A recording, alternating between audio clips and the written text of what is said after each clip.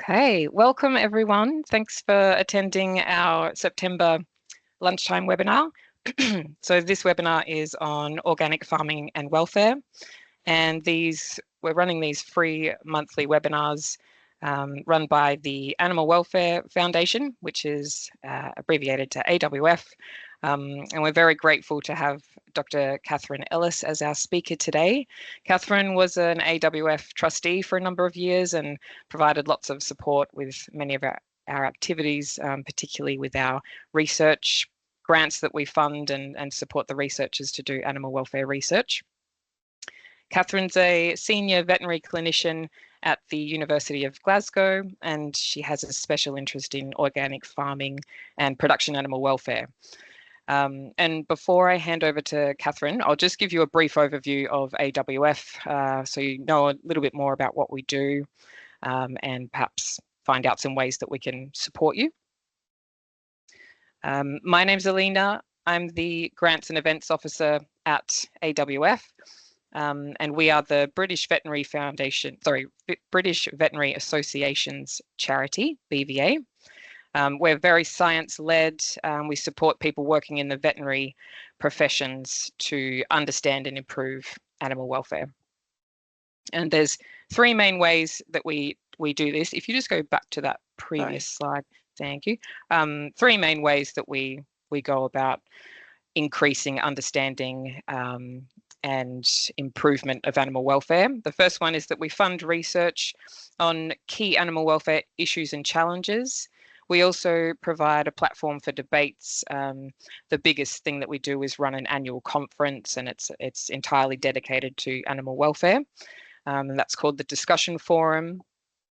The third thing that we do is lots of educational initiatives to support the next generation of animal welfare advocates. So very supportive of students, and on the next slide there's just a number of points there as to how we help students to who are interested in becoming vets or moving into the animal welfare sector. One of the big things that we do is we provide research funding for students.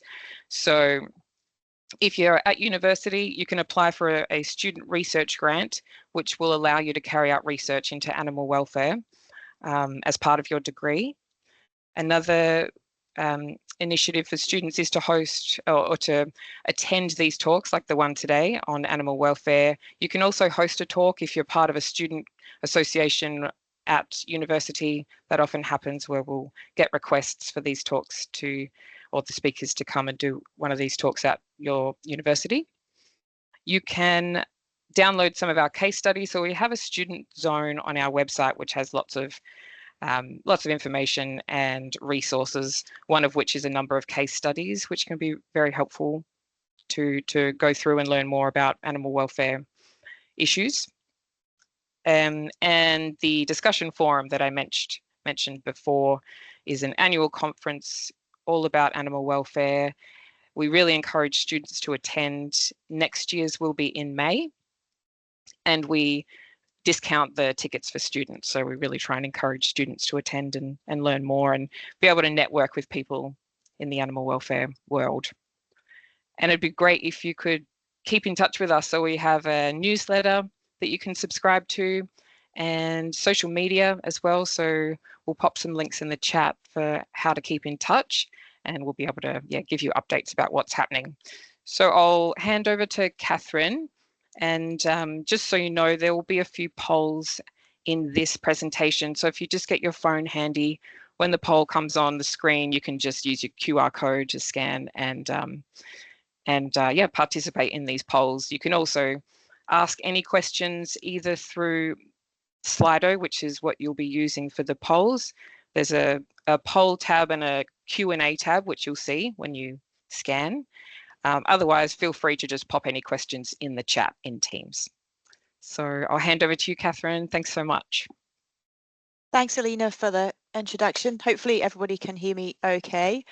I'm really pleased to be able to deliver this talk. It's a topic which I think is something which stimulates a lot of discussion and debate, and it's a topic which I teach to the vet students here in Glasgow and have spoken to other student groups about this before, because quite often find that people have questions about this. So I'm very happy to take any questions as we go through or at the end. So broadly, what I'm going to cover briefly is what do we mean by welfare, and what do we mean by organic farming, and actually how do we define that.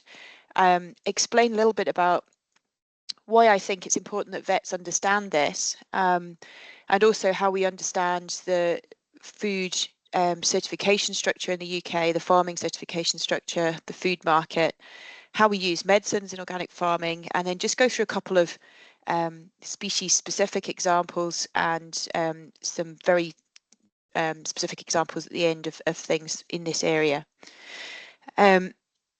So just to see if everyone's awake and that Slido is working, we're going to start with a poll. So if people could just take a few moments to either click on the QR code or go to slido.com and enter the code that's given there, and just let me know what you think about your knowledge of organic farming.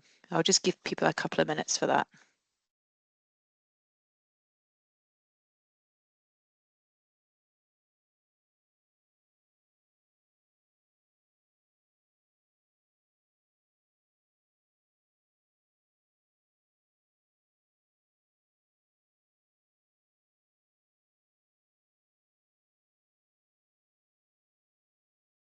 Okay, hopefully everyone's managing to get that to work.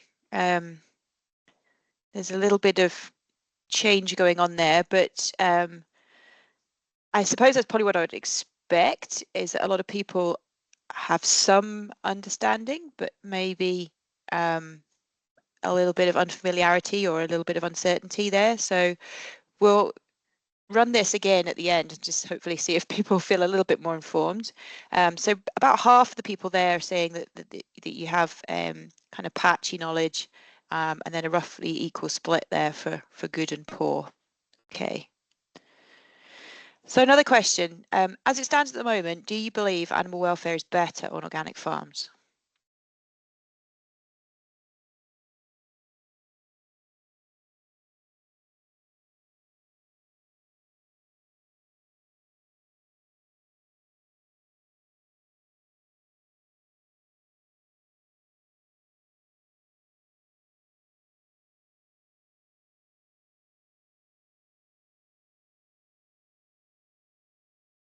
Okay, I think that seems to be settling out there. Okay, so that's interesting. Again, I think this reflects a little bit of uncertainty probably about understanding about organics, but then there are definitely different opinions there, and we can dig into that a little bit more during the talk, and if anybody has any questions as well. Okay, that's great. And just to sort of explore this a little bit more, if you could just type in for me now how or why you think animal welfare might be different on organic farms.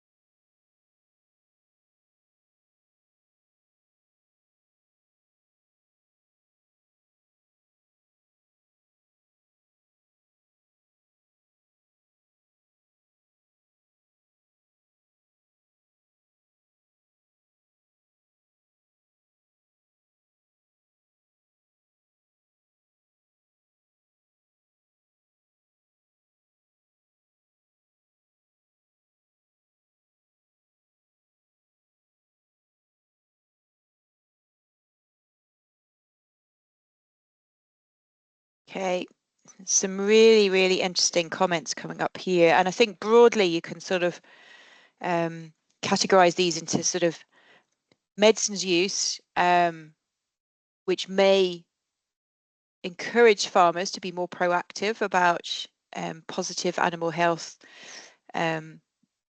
protocols or husbandry or management. There's a few mentions there about, broadly speaking, space and stocking density and outdoor access. Interesting comment there, somebody's written about mutilations, which I think is good. We can come back to that when we talk particularly about pigs. But there's quite a bit of discussion there about medicines, which I expected, and different perspectives on those medicines usage, and we will come on and address that. I think there's still one person typing at the moment, and now I think that's finished. All of these responses will be saved, I should say, from Slido, so we can dig into these a little bit further, and if there's any follow-up from that, we can catch up with you.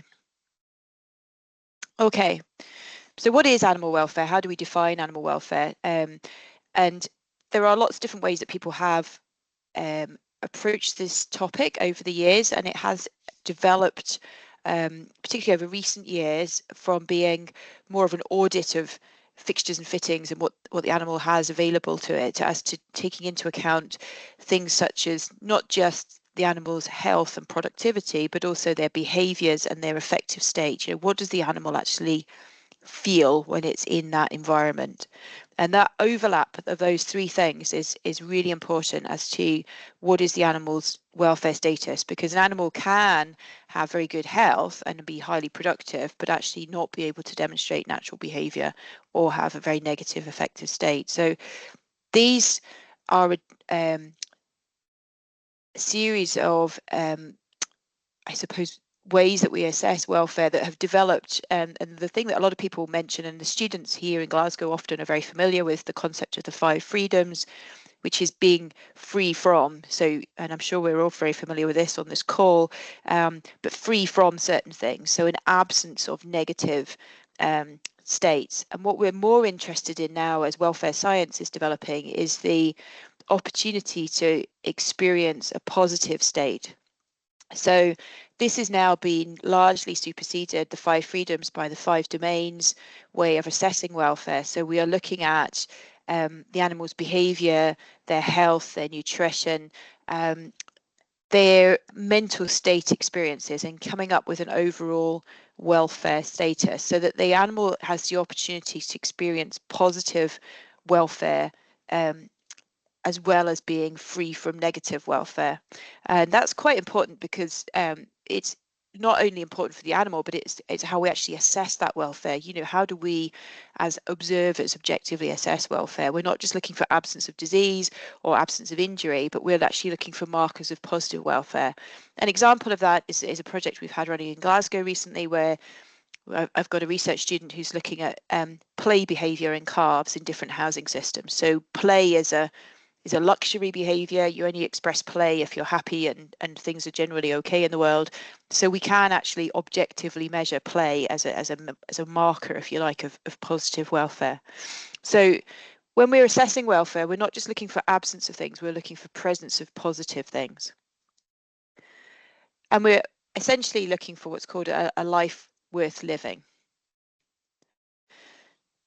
So what is organic farming? Again, people tend to have a bit of a preconception about this. People think about organic farmers as being slightly odd. Sometimes, you know, beards and sandals get mentioned in that conversation. But I think actually people's understanding of what is organic farming can be a bit limited. So IFOAM is the International Federation of Organic Agricultural Movements, and they came up with a definition in 2008 of what organic farming is. I'm not going to read out the whole quote, but essentially it is a system of farming supporting long-term health of soil, ecosystem, and people. And the people bit's really important. So it's using natural processes, incorporating natural cycles, consideration of biodiversity, and trying to work with nature rather than against it. So it's combining traditional ways of farming, but also including innovative things and science. So it's not a historical way of farming. It's a very actively innovative way of farming, but it is trying to work with natural biological cycles rather than against it. And it's very much encouraging fairness across that production system for the people who work in those agricultural systems as well. So what does this actually mean in practice? What we tend to see is using local and on-farm renewable resources, as I say, considering the social and ecological impacts of farming, avoiding external inputs like fertilizer and feed, allowing livestock to perform their natural behaviours, and working very much to maintain long-term soil fertility. And those sort of 6 ideals, if you like, are the ideals that then drive the regulations which organic farmers are then working towards meeting to be certified as organic farmers. So at a practical level, what does this mean on farm? So it means extensively using legumes, so plants which fix nitrogen instead of using external nitrogen as a fertilizer. The picture here is red clover in a dairy farm, in a grazed sward on a dairy farm. So this was cows were going around and grazing this, and there was a lot of use of clover on this farm to fix nitrogen.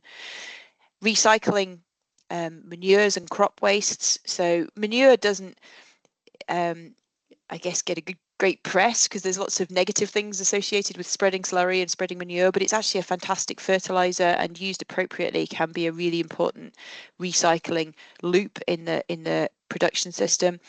You can also grow cover crops which are ploughed back in and used as green manures and green fertilizers into soils.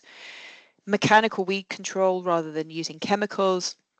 Having a closed farm system rather than bringing in lots of inputs onto the farm. Rotating crops and rotating animals and rotating grazing. We can talk a lot more about rotational grazing if people are interested, because that's a really, really fantastically topical thing to talk about, and there's lots of interest at the moment about different approaches to rotational grazing and sort of mob grazing approaches. Using resistant crop varieties and resistant animal types, and then minimizing, as I said, medicines use and chemical use. So regenerative agriculture is also a term which is used a lot at the moment. So organic versus regenerative, what's the difference? And I've been asked that before. So regenerative agriculture, or regen ag, is describing a farming system and grazing practices that really are aiming to rebuild soil health, soil organic matter, and restoring soil biodiversity. So this actually then results in drawing carbon into the soil, improving the water holding capacity of the soil, and improving the plant soil interface, so that there's a lot of work going on now about how plants and soils interact at the root level, and there's a very synergistic relationship that goes on there. And regen ag is really aiming for a sort of soil-based approach to things, and it often will incorporate into that the sort of mob grazing or rotational grazing that I've talked about. So I'm not going to get drawn into that in detail just now, but again, fantastic area of interest and lots of research going on there. I put some links in the presentation. I will check with Alina after this whether these are available, but there are some links here about, can organic and regen coexist? That's a Soil Association link, and a couple of other links about regenerative agriculture, which is something which is being talked about a huge amount at the moment, including some of the fairly big multinational companies are sort of starting to think about this and encourage their farmers to think about this. So the two things is very different. Organic and regen are different, but they overlap in terms of their ethos of looking at improving soil structure as one of their kind of main drivers. So in the UK, looking at farmed area in the UK, these are figures from DEFRA from last year. Relatively small proportion of the UK's total farmed area is organic, about 3%. There's been a slight increase since 2018, and certainly in the UK, in Scotland in particular, there are a number of quite large upland farms which are starting to think about organic conversion. So their acreage is huge. I was in recent conversation with an estate here in Scotland, which is a 28,000 acre estate, and they have just converted to organic farming. So they've been getting some assistance from us. And obviously that's a massive acreage. Their livestock numbers are relatively small, but it's a massive acreage. So there are some kind of quirks in how this is measured, but there is increasing interest again in this because some of the British farming support systems, and they are different whether you're in Wales or England or Scotland, but some of the agricultural subsidy is looking at farmers to have environmental management protocols and manage their land with environment in mind and biodiversity in mind. And if you become an organic farm, you do get an automatic sort of tick in that box, because a lot of the organic management practices are seen as being green and tick those boxes for some of the support schemes. So there is renewed interest in organic conversion. Most of that organic land, more than 80% of that, is pasture. So what we can grow in the UK very well is grass. So we have a lot more organic livestock than we do crops, although there are a number of farmers who are growing fruit, cereals and veg in the UK organically. So livestock numbers, again, as a total proportion of UK livestock, are quite small, depending on the species, that the farmed species you're looking at, ranges from about 1 to 3% of total livestock. Poultry have increased quite a bit recently, and I think there's a lot of interest and a lot of consumer interest in how poultry are reared, in particular. We'll talk about this a bit later on in the talk. So there are variations in these numbers, but generally quite a small proportion of the UK livestock as it stands at the moment. So it is quite a niche market, but this map here with the yellow dots on it shows the distribution of organic holdings in the UK. It's actually a little bit dated now, this map, and I do need to try and find a more up-to-date version of this. But the basic point I'm trying to make here is that although it is a niche market with a small proportion of farmed livestock, they're very widely distributed, these organic holdings. So if you are a vet in practice, or if you're a vet student seeing EMS, you are very likely to have an organic client in your practice client base. So understanding what your clients are trying to do and providing services to those clients is really important. You can see from the map there's quite a cluster of organic holdings down in the southwest of England and in Wales, and that's a very traditional sort of stronghold of the environment of the organic movement. But farms do distribute all the way up to Orkney and Shetland and kind of all points in between. So it is something which we should really be aware of if we are, as a profession, as vets, wanting to advise clients. And just to carry on with a little bit of background here, organic food market in the UK is growing. Despite all of the debate we have about cost of living and food prices, there is consistent growth in the organic food market in the UK, and the wider organic market is increasing as well. So people are starting to buy much more in the way of organic cotton, organic makeup, organic beauty products, organic moisturizers, face creams, all that kind of thing, are all increasing. Recent surveys have shown that about a third of households are buying organic products weekly. Some of those products are ones with relatively small markups in the difference. So dairy and fruit and veg are not so much more expensive. But the big sector overall is baby food, and about half of the pre-packaged baby foods are organic. So that's a really big area. And there are some big retailers that include organic in their products. So McDonald's, they use organic milk in their Happy Meals, and sort of Pret, they've always used quite a lot of organic foods in their pre-packaged sandwiches and convenience foods.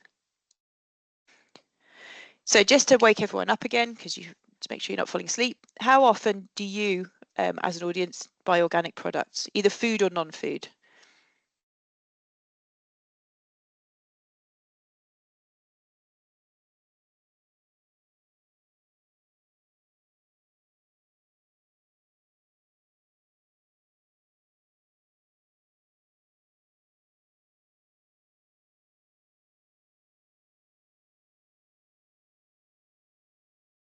Okay, so it's almost half split here between frequently and rarely. I guess if you're joining this webinar, you've got an interest in organics, so we're probably biased towards the sort of frequently purchasers a bit more than the general population, but nobody here is saying never, so I guess that probably fits with the fact that you're interested to come along here. And if you could just briefly give me your reasons for why you answered that question the way you did.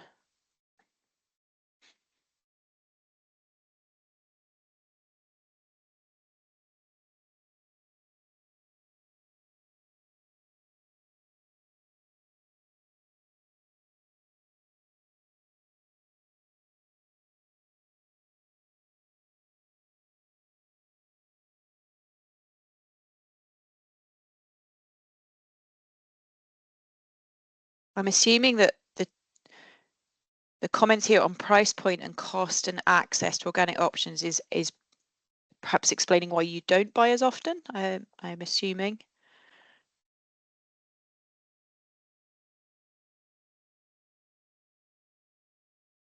Okay, animal welfare is coming up quite often here. You don't have to comment about welfare because it's a welfare webinar.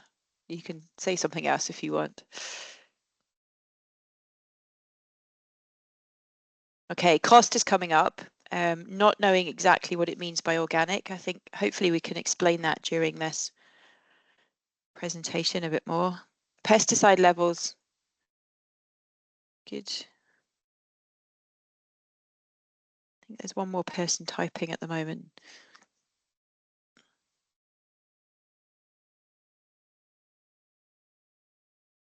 Okay, so animal welfare has come up quite a lot in here. Cost has come up, which I expected. Organic products are more expensive, and we'll dig into that a little bit further as we go through. And also some comments about residues. Okay, so probably nothing there that I didn't expect to see. We have done a number of studies here and in other places have surveyed consumer motivation for organic purchasing, and the major categories that come up are healthier, better taste, better animal welfare, which is what you've commented on there in a number of cases, environmental benefits. Interesting that nobody mentioned that in the poll just now, and also avoidance behaviour, and that was mentioned there in terms of pesticide residues, but we also see that with avoiding genetically modified foods, or if we have a food scare. So one of the recent ones in the UK was getting horse meat contaminated into the food chain, and interestingly, when that happens, then there's a big spike in the sales of organic meat, because people do tend to trust organic as something which they can believe it says on the packet what it is in the packet. So there's a kind of, I suppose, 4 positive reasons to select this, and then a kind of avoidance buying reason. Organic food buyers tend to be, and a number of surveys have said this, from a higher educational background and female. And again, you can infer all sorts of things from that, whether people with a higher educational background are more kind of invested as to where their food comes from, or whether those people with higher educational backgrounds are employed in jobs with a salary, which means that they can perhaps afford to spend more of their income on food, because organic foods are more expensive. The female aspect, I don't know whether we sort of go down the gender divide of who does the weekly shop, or whether females are more, again, more kind of thoughtful about perhaps some of the issues that we've talked about. I won't get too far into that topic. Okay, so in terms of legislation, if we're talking about, do we believe what's on the packet, or how do we know that something is organic? Organic products are subject to quite strict legislation in the UK. The UK regulations and the UK legislation are a form of the European Union legislation, which was in place at the time when the UK left the EU. So prior to Brexit, we had a standardised EU regulation which covered the whole of Europe, and that currently still applies to Northern Ireland. When we left the UK, when the UK left Europe at Brexit, the European regulations were sort of fossilized in time. So that's what we've got. The European regulations are kind of subject to a bit of tweaking, but ours have stayed in as they were at that point in time. So we have a piece of UK legislation that tells you what organic is, and what happens with that is that then that is interpreted by 6 DEFRA approved certification bodies, and they come up with their certification standards. So they're listed on the right hand side of this slide. Those certification bodies have their own set of rules which are based on the UK legislation. They can go over and above that in terms of, if you like, strictness about what they do and how they interpret those rules, and they are specific to those certification bodies, but they are all based around that UK regulation. Probably the one which people are most familiar with would be Soil Association. They do most of the certifying in the UK, but there are also other certification bodies which are listed there. So if you convert to organic farming, this is sort of very briefly, so if a farm wants to convert to becoming organic, they have to go through a 2-year land management period, a conversion period, where they manage the land organically during that time, and they actually are able to claim some additional subsidy support during that time, because you will get a decreased productivity from the land during that period. Animals which are slaughtered for meat have to be born and raised organically. So you cannot convert a cow or a sheep or a pig to become organic. It's only its offspring which can be organic, and they have to be managed as organic from birth. In the UK, we actually ask farmers to have a herd or flock health plan, which details what they do and their disease control measures. Preferably the vet should be involved in that, and that's a great way to get a foot in the door with a farm, but it doesn't have to be with a vet, and some farms do write their own. Generally, we're asking for a closed herd or flock policy, although you can bring in replacements. So an example would be, if you need to buy in a new bull or you need to buy in new tups. Ruminants have to have 60% of their dry matter intake as forage, roughage. So it does preclude farmers who have very intensive feeding systems with cereals to become organic. And the farms have to have an annual inspection from their certification body to make sure that they are meeting the requirements of their certification body. But I want to emphasize here that all of the certification bodies are very keen on preventing disease and having evidence-based medicine, which is very central to the organic approach. And I would argue that that's no different to any other progressive farmer. They should be thinking about disease prevention and using evidence rather than just doing something because they think they need to. So just to mention about herd and flock health planning, the UK Compendium of Organic Standards, which is the sort of UK rules, if you like, the UK level, says that this health plan should be appropriate to the particular circumstances of the individual farm and becoming progressively less dependent on medicines. So that means you have to look at every farm individually, and you need a bespoke herd or flock health plan for each farm, because you obviously can't apply the same thing to all farms. And what we're trying to aim is that we become less dependent on using medicines. But that doesn't mean no medicines. So the thorny issue of medicines, which always crops up, I get lots of students asking me about this here. The bottom line is if you have a clinical justification for treating an animal, then you treat it. It's very simple. If an animal is diseased or injured and you feel as a vet on the farm that the animal would benefit from antibiotics or anti-inflammatories or both, then of course you can treat it. That's different to other countries, and we'll touch on that later. But in the UK, if you want to treat an animal, you treat it. The issue about homeopathy and complementary or alternative therapies comes up quite often, but actually the regulations say should be used if effective, and that's a bit of a grey area. At the moment, there is really very little evidence about complementary and alternative therapies being effective.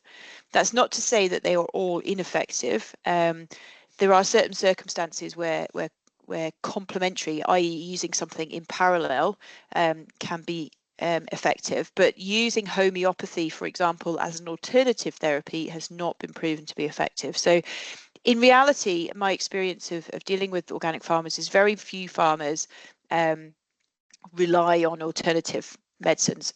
They might use them in parallel to you as a complementary therapy, but they don't use them by themselves. If you're using veterinary medicines, then they have to be obviously authorised and used within the European and UK legislation, so no different to any other farm. So you don't have to use alternative medicines. If the farmer wishes to use them, you can, the ideal scenario is you as the vet, you have a grown-up conversation about what you use and when and how it's used. But although farms use them sometimes in parallel, as I say, very, very rarely do they use them to the exclusion of anything else. There are certain things you can't do, though, in terms of medicines. You can't use preventative treatments at a herd or flock level. So you cannot use blanket antibiotic dry cow therapy. And that's very common now across a multitude of farms. You know, many conventional farmers are now being asked by their milk buyers to move away from that blanket treatment and selectively treat cows at drying off. You can't use herd or flock-based reproductive treatments, so you cannot synchronize a batch of cows or a batch of sheep to calve or lamb at the same time. You can't use growth promoters, but we can't use those in the UK anyway.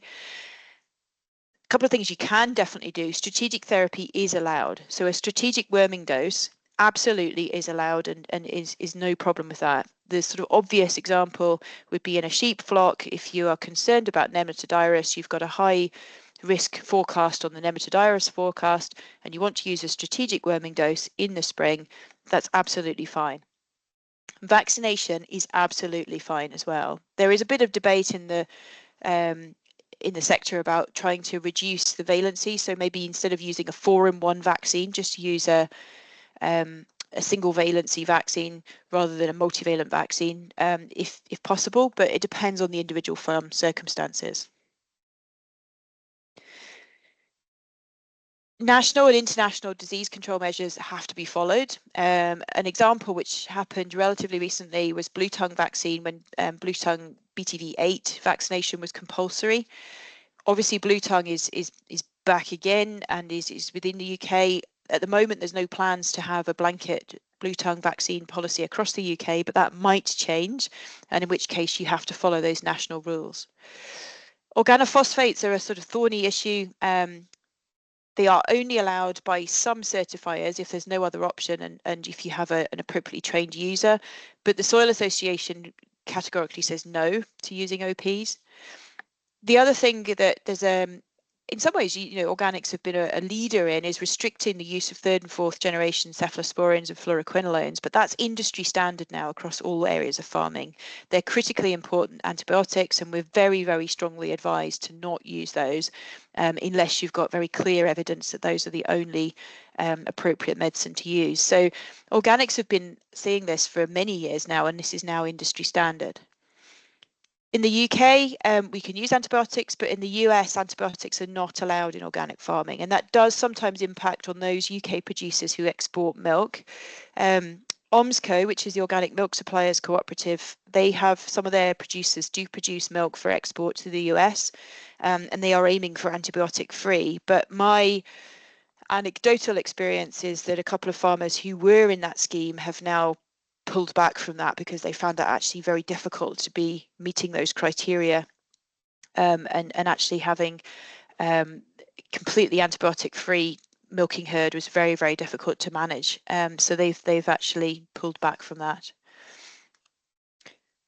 And obviously, if you are treating animals, you need to have records. There is a requirement to increase the withdrawal period on treatments. It depends on your certification body, but if you are with Soil Association, it's 3 times the withdrawal period. Most of the other farm certifiers, it's double withdrawal period. And there's also this requirement of sort of 3 strikes and you're out. If an animal has 3 courses of treatment in a year or more than 3 courses, they're not allowed to be organic anymore. Vaccines and parasites are not included in that. Parasite treatments, are not included in that.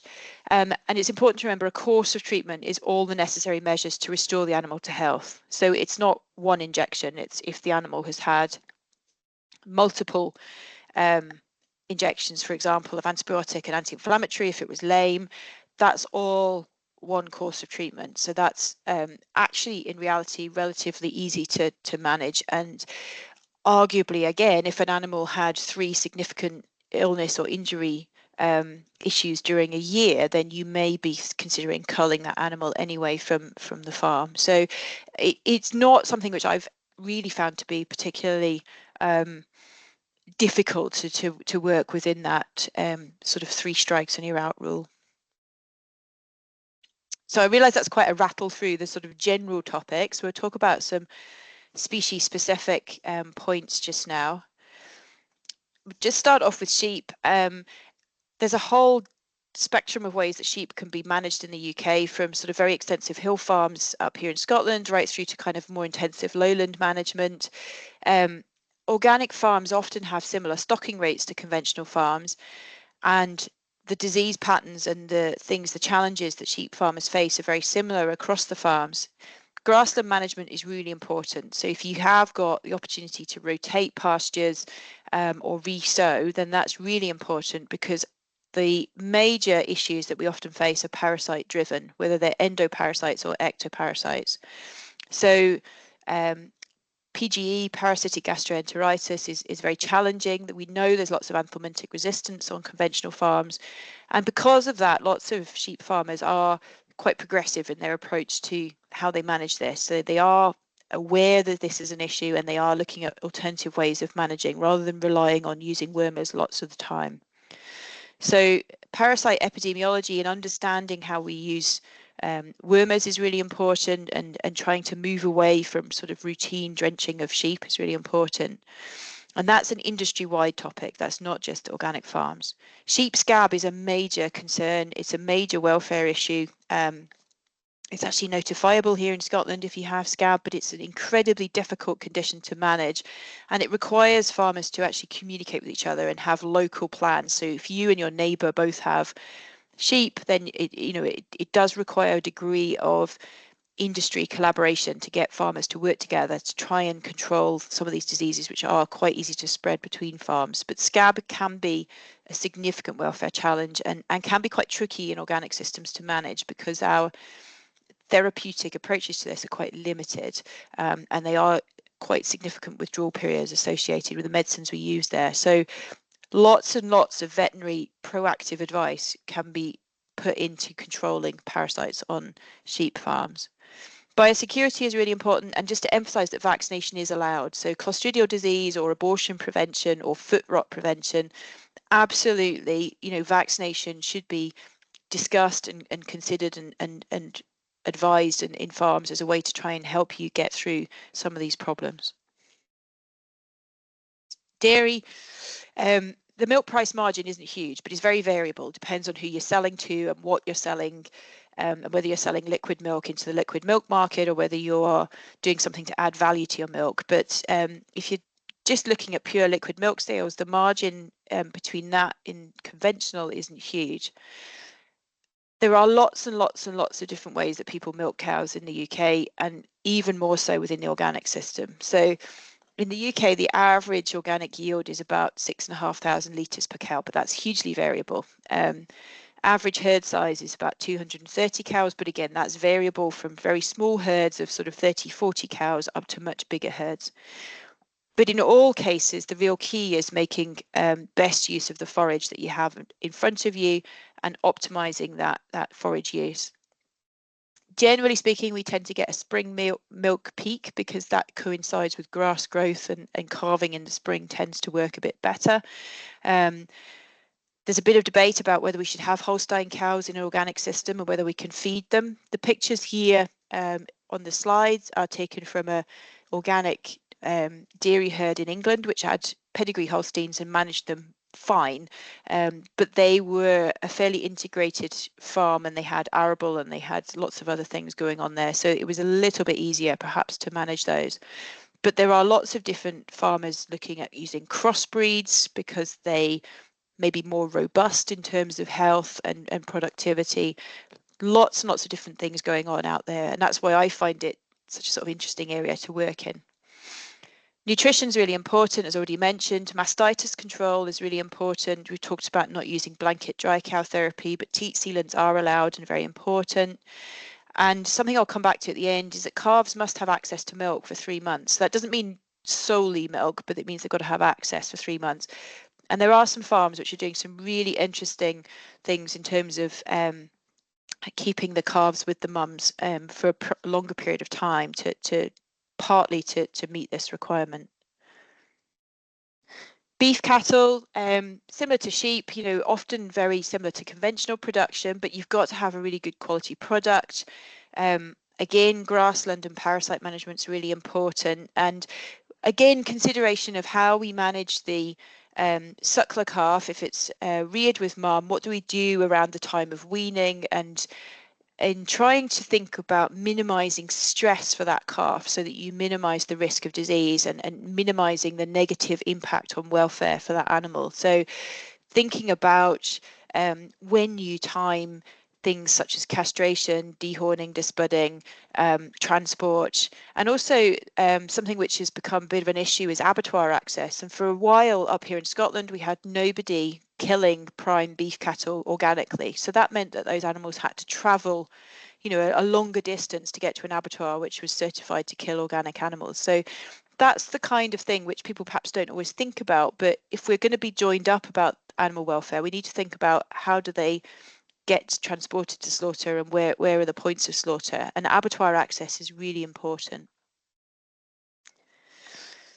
Pigs, a fairly small number of organic pigs, and most of the pig farmers are also doing something else, whether it's beef, sheep, arable, poultry. Because pigs are outside, they've got to have outside access as an organic requirement, preferably on pasture. That means that their feed costs are much higher because the pigs have got to obviously use up more energy keeping warm. You can't control the temperature as much as you can inside.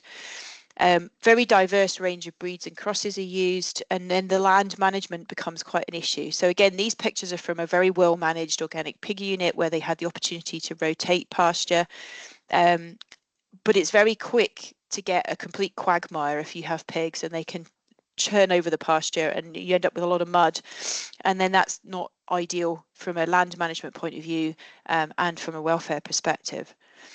Animals which are outside you need to consider parasite control. But coming back to the mutilations point which somebody mentioned, is that you're not allowed to routinely castrate tail dock or teeth clip in an organic pig herd. And again, there's a lot of opportunity there for positive welfare through not doing those things.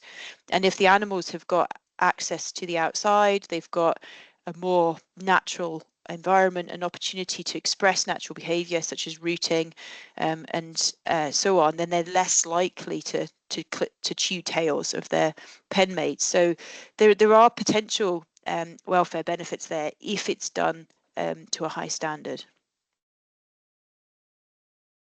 Just to talk about poultry, outdoor access again, birds must be outside. Biosecurity can be quite an issue, and bird flu was a real problem a couple of years ago when there was a housing order and birds had to be housed. It was a legal requirement, so that was quite difficult. The reason why organic poultry is so expensive in the shops is because in organic regulations, you're not allowed to kill the birds before 81 days, which is pretty much double the lifespan of a conventional bird. So that's obviously twice the feeding time, twice the housing time, twice the costs associated with it. So that's why they're so expensive when you see a bird in the shop. But I think we do have to stop and consider as consumers that if you're going into a supermarket and you can buy a chicken, an entire chicken for literally a couple of pounds, you know, what's the cost there in reality? You know, the environmental cost and the welfare cost of raising birds in that way. And I think we do have to stop and think about that. There are welfare issues on some of the farms though, because you're not allowed to beak clip. So that means that feather pecking can become problematic in some flocks. And there's also quite a variety of how we define organic here. You know, there can be some very small flocks, essentially backyard, but then some of the flocks are kind of tens of thousands. And is that what we envisage as being an organic farm? Maybe it is, maybe it isn't. And just to finish up, just a short mention about farmed fish. So Soil Association does have farmed fish standards. They've been developed for quite a range of species, but the ones that we see most often in the shop are farmed trout and farmed salmon. There's a lot of discussion about the sustainability and the appropriateness of farming fish. Again, that's a conversation probably for another day, but the conventional fish farming sector here, particularly up in Scotland, where we have a lot of aquaculture, has done a lot to address some of the sustainability issues associated with fish farming. But the organic sector has done a lot to lead that in terms of where fish feed is sourced from, interaction with wild fish and the environmental impact, and reducing stocking density in the fish cages to improve animal welfare. Probably a whole webinar's worth of talk we could have around this, but just so that you're aware that standards are there for farmed fish. So are the animal welfare claims justified? Soil Association do have on their website that, you know, the highest standards of animal welfare of any farming system. Is that justifiable? I think it's questionable in some cases, and I think we have to look at the individual farm, and you have to get down to farm level and say, what's this individual farm doing? Because there are good farmers and there are not so good farmers. And I think we need to look at farm level and what are the animals telling us on those farms? Because I don't think you can make a systems call and say that all organic farms are going to be better. I think it's down to individual circumstances. So what are the potential problems? We talked a bit about medicines. I think in reality, it's less of an issue than is feared. I think, you know, there's lots of sensible advice and sensible approaches that you can get to reducing your medicines use. And realistically, that's what we should be doing on all farms. I think poor stockmanship can be an issue, but I think the biggest issue, and this comes up time and time again when you talk to organic farmers or you get farmer focus groups, is poor veterinary advice or no advice. And I think that's the biggest issue where we can make a difference, is trying to engage with organic farmers and not be seen as a profession that wants to sell a bottle of antibiotics. You know, we've got more to offer than that. So I think we need to engage and be proactive and understand what people are trying to do. And I think it's really interesting because you get to understand the whole food chain approach. You know, a lot of these farmers are adding value to their product, so you can go right from field to you know, fork, very literally, and it gives you the opportunity to sort of think differently about solving some of the problems that we face. So this is just a very brief example. Here, the ethical dairy, quite well known. We're doing some work with them and have done some work in the past. But this is one of the farms which is keeping dairy cows with their calves. So there's a lot there to sort of dig into in terms of the welfare of the cow-calf relationship, and but also the health benefits that both sides, the cow and the calf, get from this, and also from the farmer's point of view, and not forgetting this, that the actual relationship that the farmer, that the stockman has with his cattle is very different in this system, and the people who have been working with these systems relate back a very positive experience of farming in this way. So there's lots and lots going on in this area, but if anyone's interested, then they're very proactive on their website, and you can have a look on the ethical dairy. So just to finish up really with saying, you know, does organic farming offer an opportunity for a life worth living? My personal feeling is yes, but I'm going to throw that back to you. And I appreciate I've rattled through a ton of things here, but I'm aware of time. So trying to leave a few minutes for sort of chat afterwards if we want to. But if you could do another Slido poll for me and say, you know, after this talk, do you think your knowledge is hopefully not poor, but if you think it's a bit better, that would be great.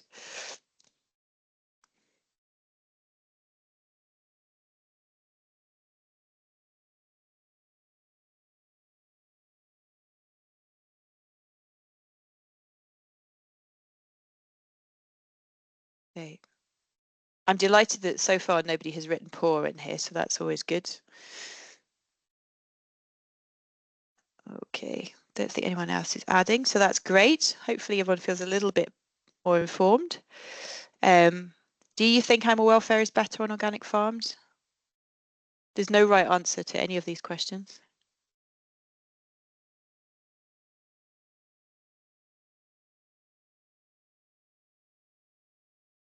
Okay, good. And I, to be very honest, if I was filling in this Slido poll, I would say I'm not sure. So I think it is farm specific, but I think there is definitely some potential there. And if you could just type in why you think it might be different, just based on what we've talked about in the presentation.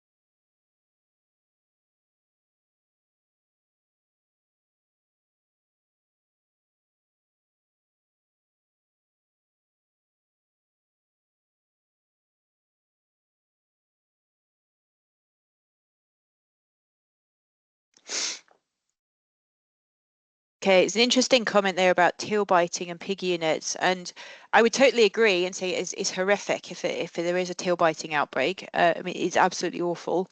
I think the key bit is having the environment correct so that they've got plenty of opportunity to play and manipulate other materials and not each other's tails.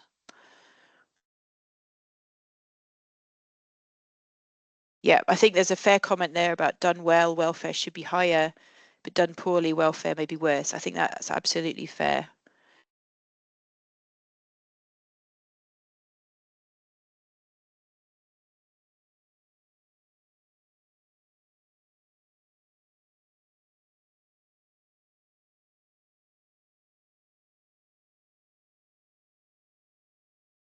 I think it's interesting in these comments coming through, there's very little comment about medicines coming through, which is good because I would like to think that we've sort of debunked some of the medicines myths. And I think actually some of the bigger issues are in terms of outside access and husbandry rather than medicines per se. Just to address the comment there about taking a calf from the mother at 3 months, that's very interesting. The farms who do have the cow with calf systems have a very phased weaning period. So they start to break the cows and the calves apart quite early on, but for limited periods during the day. Because yes, if they're cow with calf all the time and then you pull them apart, that's quite stressful. But they do actually have a phased weaning period where they will have nose-to-nose contact, but they're not actually in the same pen, and then they gradually get pulled apart. They also, some farms will use nose flaps on the calves so that the calves are unable to suckle for periods during the day, which then breaks down that. So they're still with the mum, but they're not actually suckling, and that will then break down that relationship a bit further. So that was initially my concern about there being a strong relationship that you're then breaking at a later point, but actually it can be done in a phased way that works very, very well. So I think that that's less of a concern than maybe is feared. Okay, I think everyone stopped typing. So I think that's me. There's just a few references here. Again, I'll check with Alina how much of this we can sort of make freely available. But if people are interested, there's lots of links here and there's lots of information, out there about organics and the rules and so on and so forth. So there's some references we can hopefully share with you. And I put this in just, it's nothing to do really particularly with organics, but there was a program on Radio 4 earlier in the year where they investigated, what actually happens. So planet check-in, what actually happens with how we have changed chicken and how we eat chicken. And there's a huge amount of food for thought in here about how we rear birds. It does mention extensive systems. So if anybody is interested, then, and you can still find this on the BBC Sounds, then it's well worth a listen. So that's me. Just to say thank you very much. Please stay in touch with AWF. There's all the social media links here. I suspect Alina will chip in at this point and keep me right about the logistics. Yeah. So I'm going to hand over to her at this point. Great. Thank you so much, Kathryn. That was excellent. And yeah, to confirm, we will send everyone all of those links that were in the presentation. There was, do you have time just to answer maybe 2 questions? There was just a few that came through. The first one that came through was, is the method of slaughter different for organic animals? No, it's not. That's a great question. It's completely the same. The abattoirs which are slaughtering organic animals do exactly the same process. They have to be certified as organic. It's mainly to do with traceability, that they have a dedicated kill line which is puts organic animals through, and that they don't then mix up organic and non-organic animals going through in the same line. So they need to be able to sort of demonstrate that they can separate out in the layerage organic animals from non-organic. They can put the organic ones through, they can kill them, they can process them, and they can store them in the abattoir in the cold chain obviously separate from the non-organics, and it's really more to do with traceability than anything else. So they were actually killed in exactly the same way as they would be in conventional farming. So Okay. good question. Great. And finally, just a question on Slido about veterinary, like interacting with vets. Do organic farmers avoid veterinary input due to the attitudes that vets have about treating animals? So I assume it's sort of the interaction with vets being negative. Yeah, and that again, really interesting question. And the answer to that, the short answer is yes, sometimes.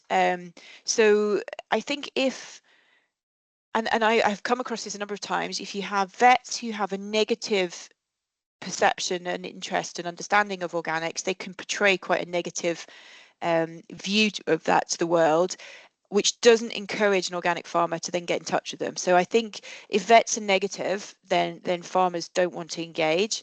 I think also some farmers don't want to engage with vets because they just see it as a cost. You know, they think it's expensive, and they see it as vets are put in the same kind of bracket as medicines, you know, vet and medicine as being the same thing.